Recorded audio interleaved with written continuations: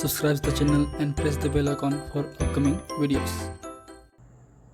Hello friends, welcome to my channel Pharmacology Concepts by Rajesh Chaudhary, and in this video I will discuss about the MAO inhibitors in their basic pharmacology and there is a part of antidepressant drugs. तो आज की video में हम बात करेंगे माओ inhibitors के, खासकर MAO A inhibitors के बेसिक फार्माकोलॉजी के बारे में, जो एक तरीके से एंटी डिप्रेसेंट ड्रग्स है. And this is the part of pharmacology 1 B Pharm 4 semester unit number 5. And if you want to watch my previous videos regarding the pharmacology, medicinal chemistry or the organic chemistry for the B Pharm 4th semester, you can check description box below or by using these links. So now let's discuss about the topic.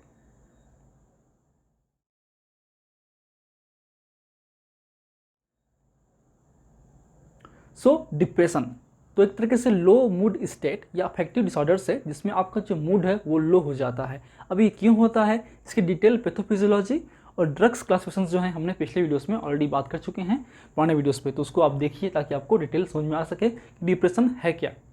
Simple word में कहें, depression एक तरीके से जो आपके brain के अंदर में जो खासकर बायोजेनिक एमीन्स है, खासकर आपके नॉरएड्रेनालिन, आपके सेरोटोनिन और डोपामिन, तो इनकी एक्टिविटी कम हो जाती है, इनका लेवल कम हो जाता है या इनके जो न्यूरॉन्स हैं उनकी एक्टिविटी कम हो जाती है.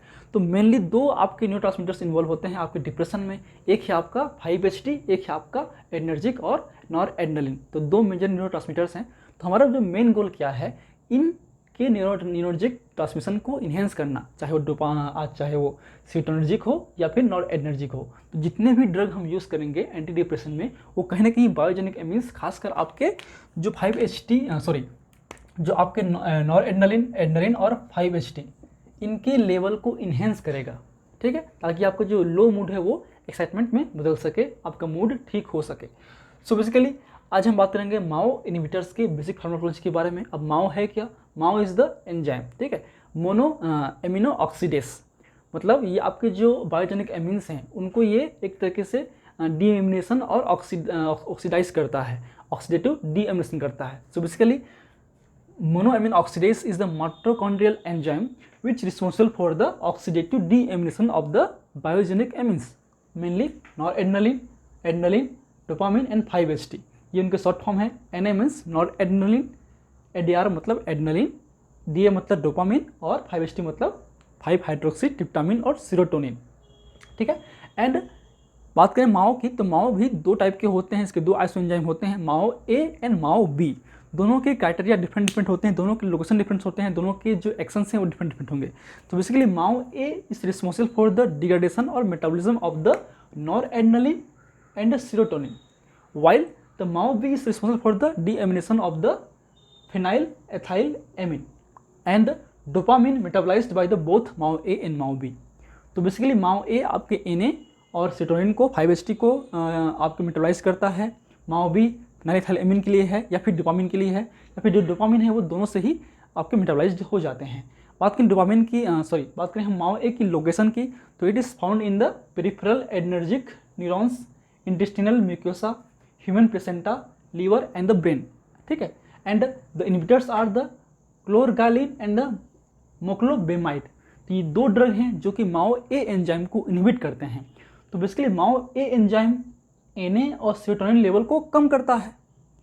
तो हमारा मेन गोल क्या था? हमारा मेन गोल था कि इनके लेवल को इन्हेंस करना, क्योंकि इनकी लेवल की कमी होने से हमारे ब्रेन में हमको डिप्रेशन फील होगा.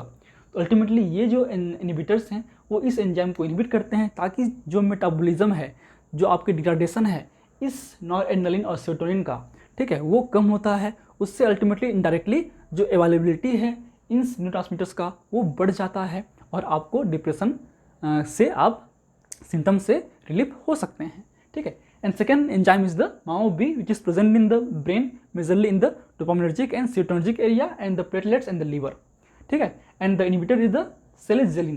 तो सेलेजिलिन बेसिकली MAO-B पे काम करता है और MAO-B बेसिकली आपके डोपामिन और फेनाइलएथाइलामाइन के लिए रिस्पॉन्सिबल है. तो सेलेजिलिन का यूज़ हम एक तरीके से एंटी पार्किंसन में करते हैं. ठीक है. पार्किंसन डिसीज में जो डोपामिनर्जिक सिस्टम है वो सप्रेस होता है, डोपामिन लेवल कम होता है. तो बेसिकली सेलेजिलिन जो है आपके जो MAO-B है, इसलिए MAO-B को ब्लॉक करके हम डोपामिन लेवल को बढ़ाएंगे. तो इसका जो यूज़ है आपके एंटी पार्किंसन ड्रग में एज ए ड्रग में होता है मेनली, जबकि आपके जो क्लोरगालिन है और मेक्लोबेमाइड है उसका जो यूज़ है वो मेनली होता है आपके एंटी डिप्रेशन ड्रग के रूप में। ठीक है, अब बात करते हैं इसकी हिस्ट्री की। जो आपके दो ड्रग हैं, आपके आइसोनियाजिड और आपके इप्रानियाजिड, ये दो ड्रग बेसिकली 1951 पे as a anti tubercular drug के रूप में यूज़ हुआ था। एंटी ट्यूबरकुलोसिस के लिए ड्रग में हम यूज़ कर रहे थे, लेकिन देखा गया कि ये दो ड्रग जो हैं आपके जो बायोजेनिक एमिन्स हैं उनके मेटाबॉलिज्म को इनहिबिट करता है। They inhibit the metabolism of the biogenic amines and elevate the mood condition. जो आपके मूड बिहेवियर है, जो डिप्रेशन स्टेट है, उसको ये ठीक करता है। इसका मतलब कहीं ना कहीं हम इस बायोजेनिक एमिन की डिग्रेडेशन को कम करके डिप्रेशन से ओवरकम कर सकते हैं। उसके बाद जो हैं, हालांकि ये दो ड्रग यूज़ नहीं करते थे उस समय क्योंकि इनमें बहुत सारी टॉक्सिसिटी होती है। ठीक है, उसके बाद जो ड्रग हैं आपके 1960s पे जो आपके नॉन सेलेक्टिव माओ इनहिबिटर्स थे, खासकर आपके फेनाल्जिन, आपके आइसोकार्बोक्साजाइड, जो कि इन्हीं के डेरिवेटिव्स थे, लेकिन इनमें हाईली टॉक्सिसिटी होती थी। And the second is the tranylcypromine. ठीक है, जो कि आपके एम्फेटामिन डेरिवेटिव है। एम्फेटामिन डेरिवेटिव एक तरीके से आपका जो एम्फेटामिन है वो भी आपके D2 एक तरीके से काम करता है, डी मतलब डोपामिन की तरह काम करता है।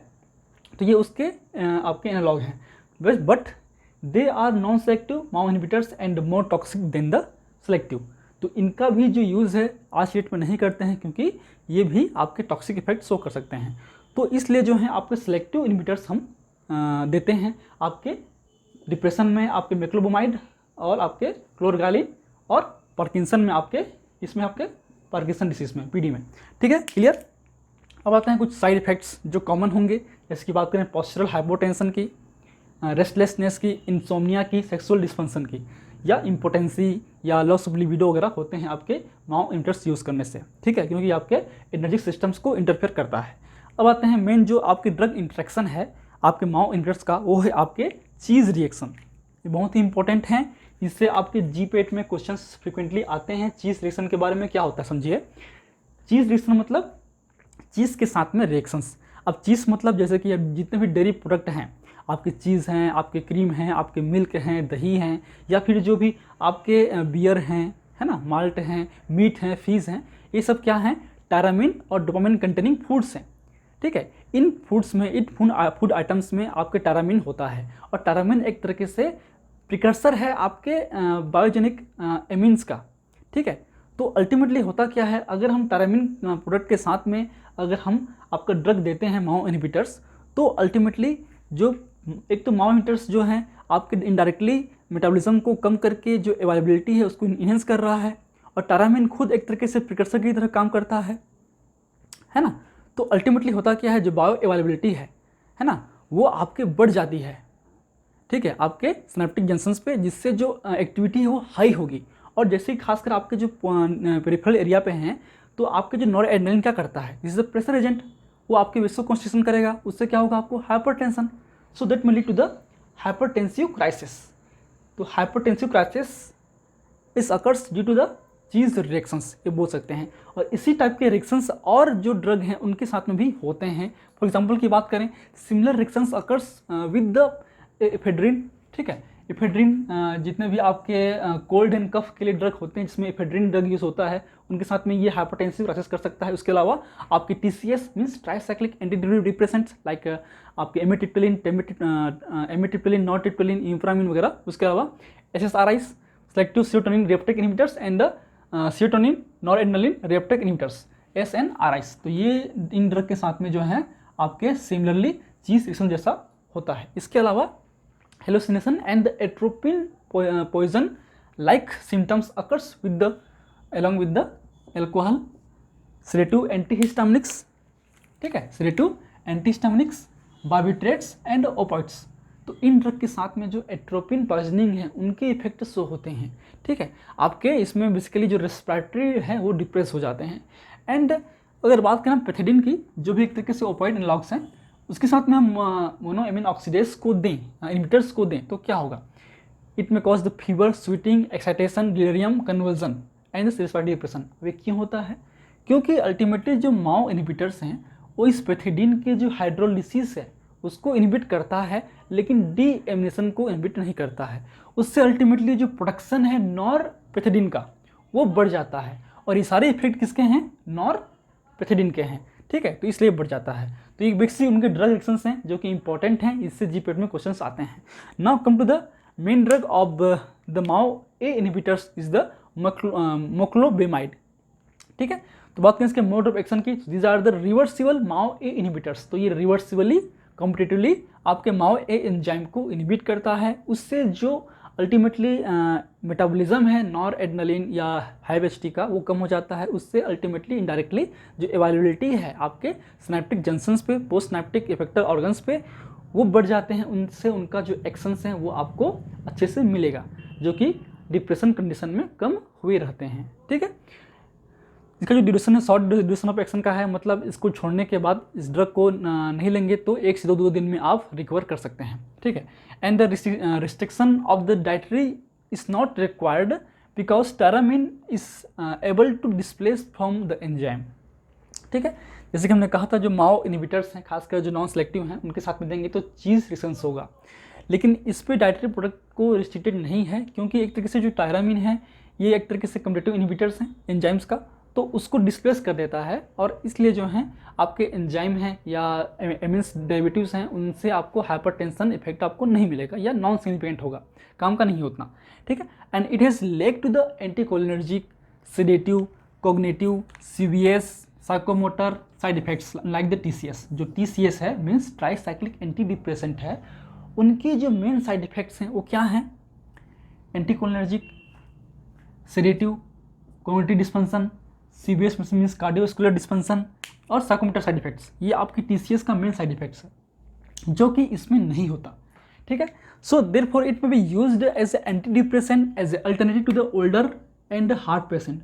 जो हार्ट पेशेंट हैं या ओल्डर पेशेंट हैं उनमें हम इसको यूज़ कर सकते हैं। इसके अलावा this drug is also used in the social phobia, इसको हम सोशल फोबिया में भी यूज़ कर सकते हैं, मतलब आप सोशली इंट्रैक्शन से जब डरते हैं, फियर होती है, एंजाइटी होती है, तो उस कंडीशन में हम इसको यूज़ कर सकते हैं। जो साइड इफेक्ट्स हैं वो छोटे मोटे हैं, जैसे कि बात करें nausea, dizziness, delirium, headache, insomnia and rarely cause the excitement, serious excitement and the liver damage. तो ये लीवर डैमेज कर सकता है बट रेयरली करता है, उतना ज़्यादा हार्मफुल नहीं होता। And the contraindicated with the other drugs like the alcohol, pethidine, ASRIs and the TCS means selective serotonin reuptake inhibitors and the tricyclic antidepressants। तो इन ड्रग के साथ में इसको हम नहीं देते हैं, ये अवॉइड करते हैं। So these are the basic pharmacology of the moclobemide and the MAO inhibitors. And if you want to note this lecture, please take a screenshot in last. And if you like my videos, please press the like button, share with your friend, and any feedback, please comment on the comment section. That motivates me for the upcoming videos. In last, thank you. Keep watching.